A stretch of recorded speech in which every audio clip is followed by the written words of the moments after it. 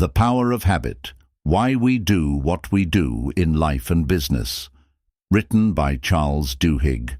Published by Audiobooks magazine. Have you ever found yourself reaching for your phone the moment you wake up without even thinking? Or craving a snack every time you sit down to watch TV?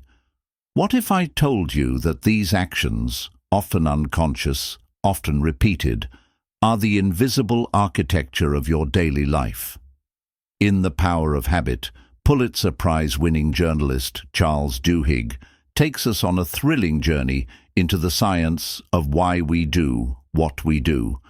With captivating stories, cutting-edge research, and surprising discoveries, he reveals how habits aren't just quirks of human behavior. They are the key to understanding how we live, how we work, and how we can change. At the heart of the book lies a powerful idea. Habits operate in a loop. First, a cue triggers your brain to go into automatic mode. Then comes the routine, the behavior itself. Finally, a reward reinforces the habit. This loop, cue, routine, reward, is constantly at play, shaping your actions, often without your awareness. But once you understand the loop, you gain the power to change it. What makes this book so compelling isn't just its scientific insights. It's the way Duhigg weaves real-world stories into the framework. You'll learn how a struggling young woman transformed her entire life by changing just one habit. You'll see how major corporations like Starbucks and Target use habit science to shape consumer behavior, and how you can use the same techniques to improve your own life. You'll even explore how social movements like the Montgomery bus boycott were fueled by the mechanics of habit. Duhigg argues that habits are not destiny. They can be ignored, changed, or replaced. With awareness, discipline, and strategy, we can reshape our routines and rewrite the patterns that govern our lives. The result? Real, lasting transformation on a personal, professional, and even societal level. Whether you're trying to break a bad habit, build a new one, or understand the hidden forces that drive your actions, The Power of Habit is more than just a book. It's a roadmap to mastery over your behavior. Prepare to see the world through new eyes. Once you understand the science of habits, nothing looks the same again. Part 1. The Habits of Individuals. Have you ever stopped to wonder why certain behaviors seem almost automatic?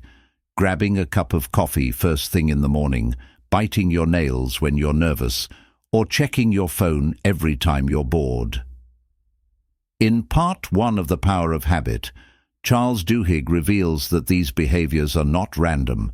They're habits, deeply rooted in the structure of your brain, and, most importantly, they can be changed. Chapter 1. The Habit Loop. How Habits Work. Habits don't just happen. They follow a predictable pattern known as the habit loop, consisting of 3 core components: cue, routine, and reward. The cue is the trigger that tells your brain to go into automatic mode. The routine is the behavior itself, what you do. The reward is what you gain from it, which helps your brain decide whether the loop is worth remembering. For example, take the case of Eugene Pauly, a man who lost his short-term memory due to a brain infection. He couldn't remember where his kitchen was, yet he walked there automatically when he was hungry. Despite losing his ability to form new memories, his brain still formed habits. This powerful example shows that habits are stored in a different part of the brain than conscious memory, and that once a habit is formed, it can function independently of awareness. Once you understand how this loop operates, you can begin to see it everywhere, and you gain the first tool for change: awareness. Chapter 2. The Craving Brain. How to Create New Habits. But how are new habits born? The key lies in craving. Habits form when our brains start anticipating the reward before it actually arrives. It's this anticipation, a craving, that drives the habit loop forward. Consider the case of toothpaste. In the early 1900s, very few Americans brushed their teeth. Then came a marketing genius named Claude Hopkins, who introduced Pepsodent. But it wasn't just about cleaning teeth. It was about creating a craving for the tingly, minty freshness that came afterward. That cool sensation became the reward people sought. Within a few years, brushing teeth became a national habit. This chapter teaches us that, to form a new habit, it's not enough to create a cue and offer a reward. You need to make people crave the reward, to expect it. Once craving kicks in, the loop becomes almost unstoppable. Chapter 3. The Golden Rule of Habit Change. Why transformation occurs. So how do we change a habit that's already in place? Duhigg introduces what he calls the Golden Rule of Habit Change. You can't erase a habit, but you can change the routine. The loop, cue, routine, reward remains, but by keeping the same cue and reward and replacing the routine, you can shift destructive behaviors into productive ones. A striking example is Alcoholics Anonymous, AA. For many alcoholics, the cue is stress or social pressure, the routine is drinking, and the reward is relief or emotional escape. AA doesn't eliminate the cue or the need for relief. It replaces the drinking routine with meetings, support groups, and spiritual reflection. The result? A new routine that fulfills the same emotional need without the destructive behavior. This principle applies to all kinds of habits, from smoking to procrastination to unhealthy eating. By identifying the loop and experimenting with different routines, we can rewire our behavior. The big idea. This first section of the book isn't just an explanation, it's an invitation. It invites us to examine our own lives through the lens of habit. What are the hidden loops driving our actions? What do we crave, and how can we use that knowledge to change? Understanding how habits work is the first step toward mastering them. Change might not be fast or easy, but with the right knowledge, it is absolutely possible. And it starts with one small shift, becoming aware of the loop. Part 2. The Habits of Successful Organizations. What do Starbucks, Alcoa, and Target have in common? According to Charles Duhigg, they all understand one crucial truth. Habits don't just exist in individuals, they exist in companies and institutions too. In Part 2 of The Power of Habit, we zoom out from the personal to the organizational, exploring how habits can make or break teams, influence corporate culture, and even determine the future of entire businesses. This section is where neuroscience meets boardroom strategy, and the results are fascinating. Chapter 4. Keystone Habits, or the Ballad of Paul O'Neill. Which habits matter most? Not all habits are created equal. Some, known as keystone habits, set off a ripple effect that changes other behaviors without any conscious effort. They influence how people work, eat, play, and interact. Take the powerful story of Paul O'Neill, who became CEO of the struggling aluminum giant Alcoa in the 1980s. Investors expected a turnaround strategy focused on profits or market share. Instead, O'Neill chose an unlikely focal point: safety. He made worker safety the #1 priority, even over profits. At first, many were confused. But as Alcoa's culture began to shift toward discipline, communication, and continuous improvement, all through the lens of safety, everything else improved too, including profits. By focusing on one keystone habit, O'Neill helped Alcoa become one of the safest and most profitable companies in its industry. This chapter reveals that if you can identify and change a keystone habit, you can trigger a chain reaction that transforms an entire organization.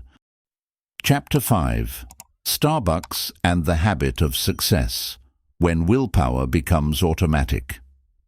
Willpower isn't just a personal trait, it's a habit that can be built, and few companies have harnessed this better than Starbucks. Duhigg dives into Starbucks' training system, which doesn't just teach employees how to make coffee, it teaches them how to develop willpower. Employees learn to anticipate difficult situations, like dealing with an angry customer, and rehearse their responses using a habit loop. Cue, rude customer. Routine, stay calm, follow a script. Reward, satisfaction, positive feedback. One powerful example is Travis, a young man who grew up in a turbulent household and struggled to keep a job, until Starbucks gave him structure. Through repetition, encouragement, and a clear framework of responses, Travis learned how to control his impulses, stay focused under pressure, and build professional confidence. This chapter shows us that willpower isn't a limited resource. It's a trainable skill, and the workplace can be a powerful classroom. Chapter 6. The Power of a Crisis, How Leaders Create Habits Through Accident and Design. Sometimes organizations change not because they want to, but because they have to. Crises, Duhigg argues, often create a rare window of opportunity to rewire bad habits and build better ones. In this chapter, we see how hospital administrators responded to a tragic mistake, a patient dying from a preventable error, and used the crisis to overhaul communication and standardize procedures. We also revisit Alcoa, where safety drills became second nature because they were reinforced during high-stress moments. Crisis breaks routines and expectations. Smart leaders use these moments to introduce new cultural habits that would otherwise meet resistance. The chapter's takeaway is powerful. If you're waiting for the perfect time to change something big, watch for the moment chaos opens the door. Chapter 7.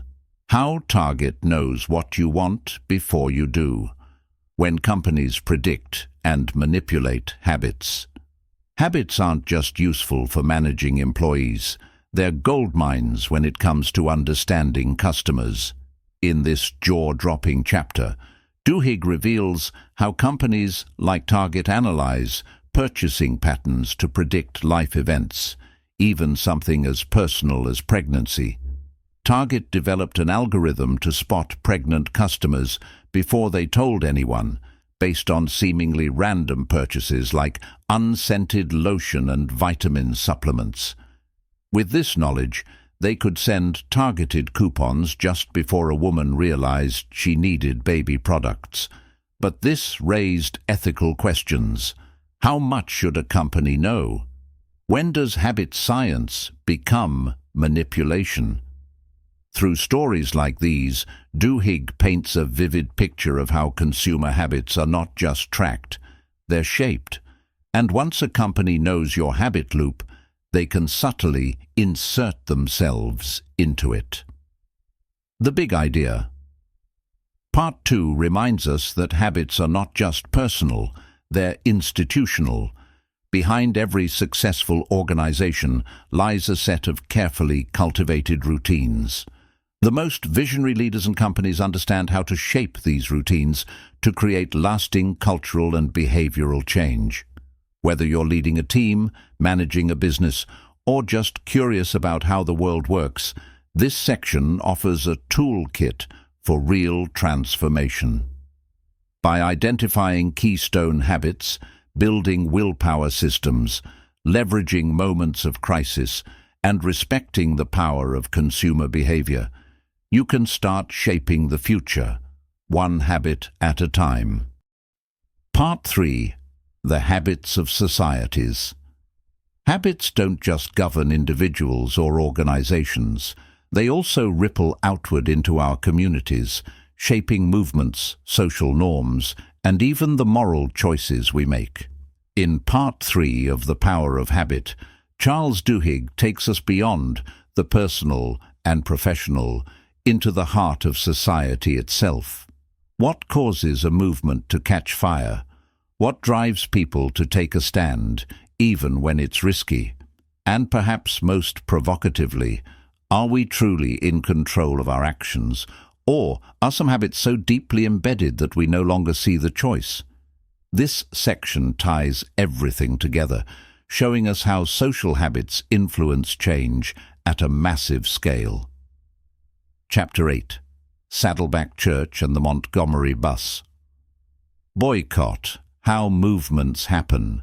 Movements aren't just born from passion, they're built through habits of social connection. In this chapter, Duhigg compares two seemingly different but structurally similar movements: the Montgomery bus boycott led by Rosa Parks, and the rise of Saddleback Church, one of the largest congregations in America. It all starts with weak ties, the casual friendships and acquaintances we form with co-workers, neighbors, classmates. Rosa Parks wasn't the first to be arrested for refusing to give up her bus seat, but when she was, her broad social network rallied around her. It wasn't just her close friends, it was the extended web of churchgoers, colleagues, and local leaders who spread the message and built momentum. Then come strong ties, the emotional bonds that make people act, commit, and sacrifice. That's how movements sustain themselves. In Saddleback Church, Pastor Rick Warren created small, close-knit groups that met weekly. These groups weren't just for Bible study. They were about forming personal connections, which kept people engaged, even when their initial interest faded. The pattern is clear.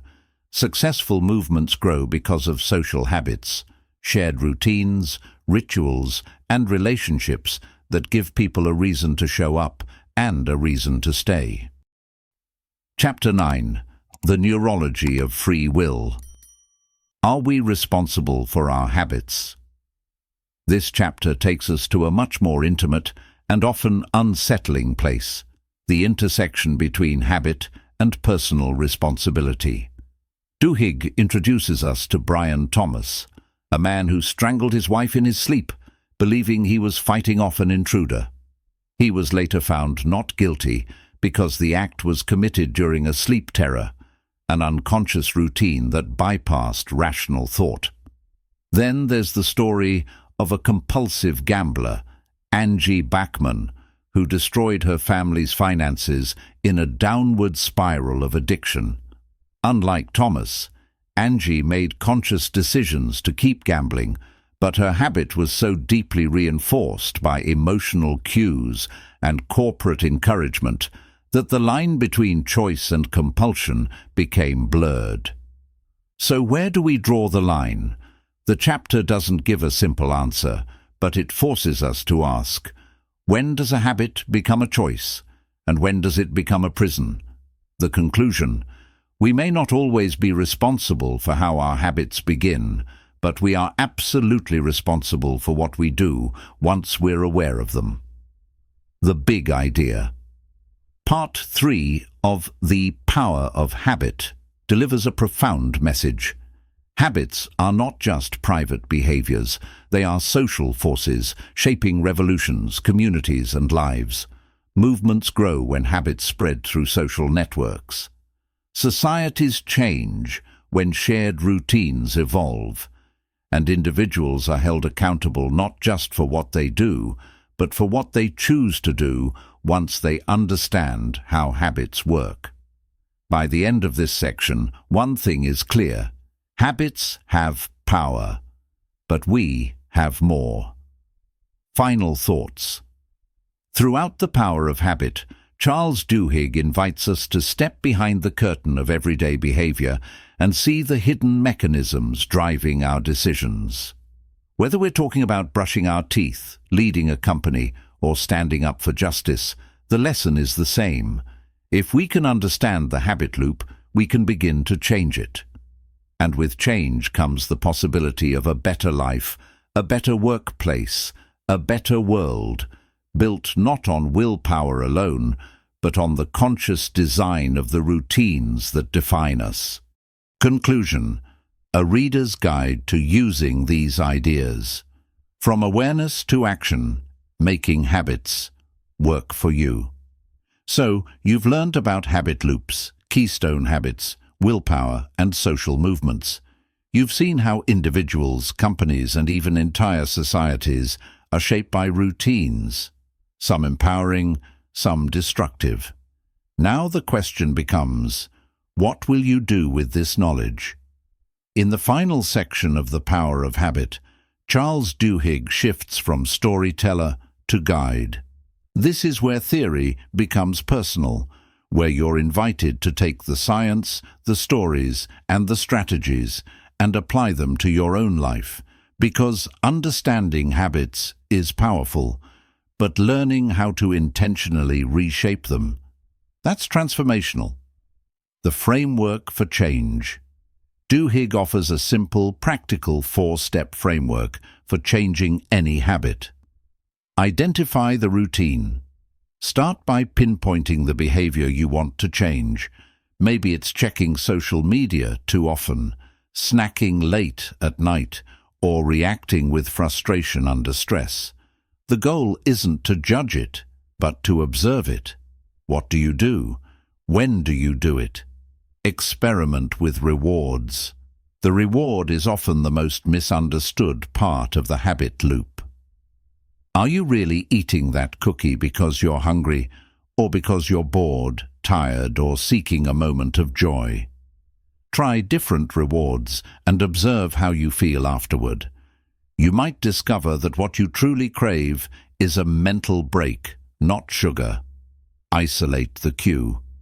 Cues can be tricky. They often involve one or more of the following: location, time, emotional state, other people, or the preceding action. Pay attention to what's happening right before the habit kicks in. Write it down. Over time, patterns emerge. Once you identify the cue, you have the key to predicting the loop. Have a plan. Once you understand the loop, cue, routine, reward, you can start to reshape it. The cue and reward stay the same, but you consciously swap the routine. For example, cue, stress at work. Old routine, smoke a cigarette. New routine, take a 5-minute walk. Reward, a sense of calm and control. By planning for the cue and preparing your new routine, you're building the habit before you're in the heat of the moment. It starts small. It grows big. One of the most empowering lessons of this book is that small changes can have massive effects. You don't need to overhaul your entire life. You just need to pick one habit, one loop, one routine. That single change can ripple outward, touching every part of your personal and professional world. Just like the woman who quit smoking and then changed her diet, improved her finances, and built a new career. Or like Alcoa, where focusing on worker safety led to an entire organizational transformation. One habit is never just one habit. The big idea. We are the product of our habits, but we are not prisoners of them. Once we understand how habits work, we can use that knowledge to take control of our behaviors, reshape our environment, and redefine our future. This isn't about perfection. It's about progress. It's about awareness. It's about choosing the routines that will carry you toward the life you want to live. So, the question isn't, do I have the power to change? The real question is, what habit will I change first?